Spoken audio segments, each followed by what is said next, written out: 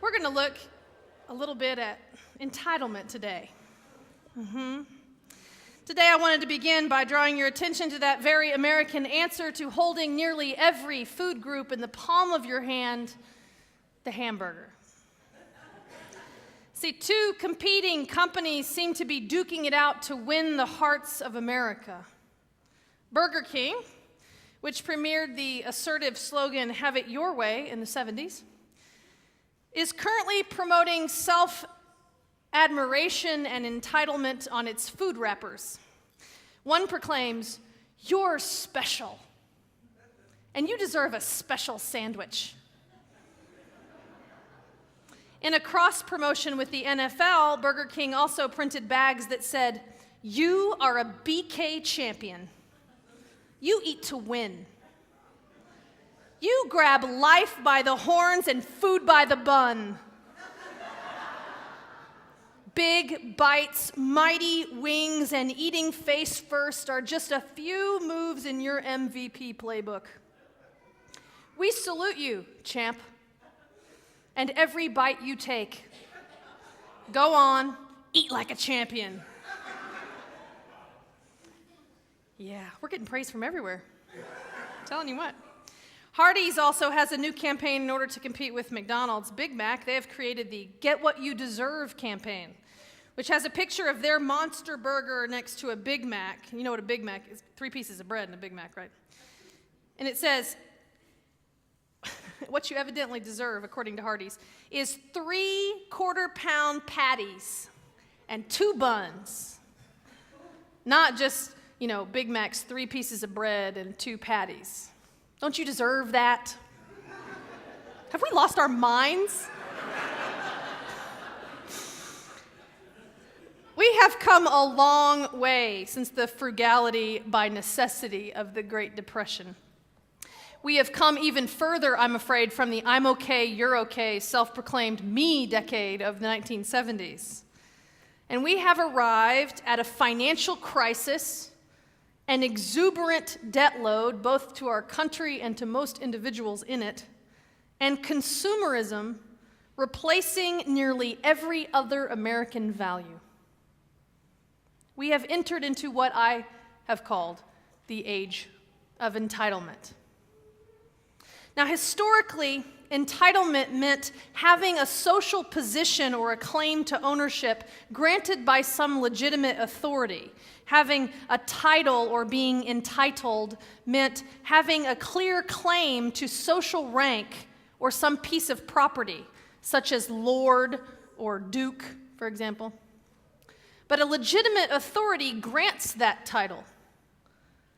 It became someone who behaves as though they were royalty, even though they're not, and believes that he isn't like everyone else. A fraud, in essence. Maybe you know someone like this who thinks they're royalty. We won't name names. Maybe you remember a time in your past, maybe before you've been shaken by life's circumstances, when you yourself may have felt this way, that you deserved more than other people. Now, one of the reasons why I come to church is to remember that no human being grants me value in this world.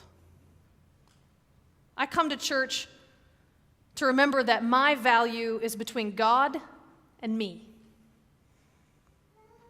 And I have inherent value, and I believe that everyone else has inherent value as well.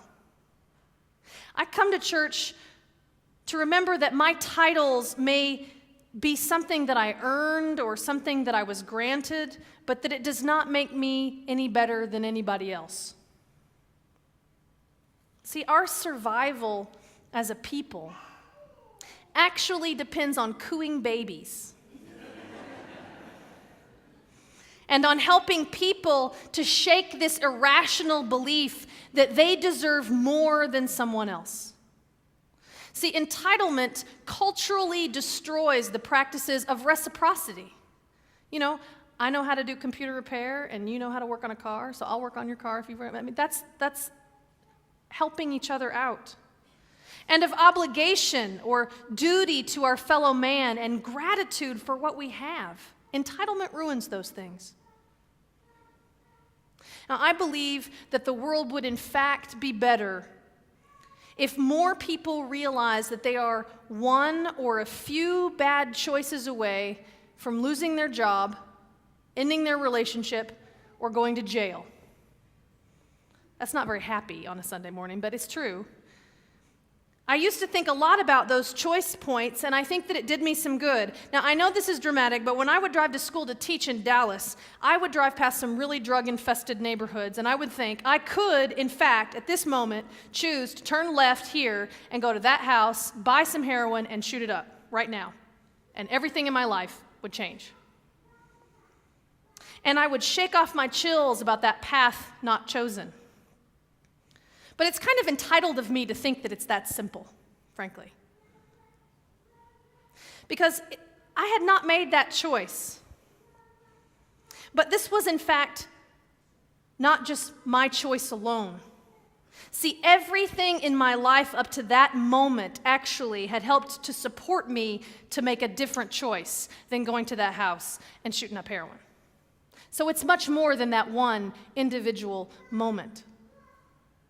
Today, I drive past the homeless shelter and the jail, and I am grateful that I am neither homeless nor in jail.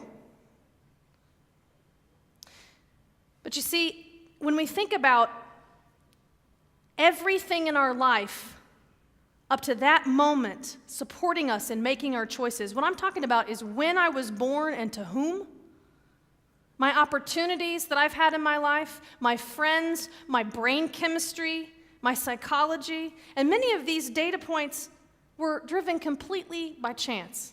I had no say-so in them. But when we see ourselves in the drug addict, in the homeless, in the laid off, in the incarcerated, we treat them and the world differently. And the one thing I believe we are all entitled to is to be treated like a human being by everyone. To not be dehumanized as other or object. To think of people without that similar complex network of experience behind them, leading them to their present moment and their present choice. You see, entitlement is not simply a confident attitude or a healthy feeling of self-worth. Many of us struggle with confidence and feeling worthy, but that's not what this is about. Entitlement is when people are either oblivious to other people's needs or simply believe that others, what they need, is not as important as their own. It's the belief that we are deserving of some particular reward or benefit more than someone else, even when the driver is completely random, like some set of life's circumstances.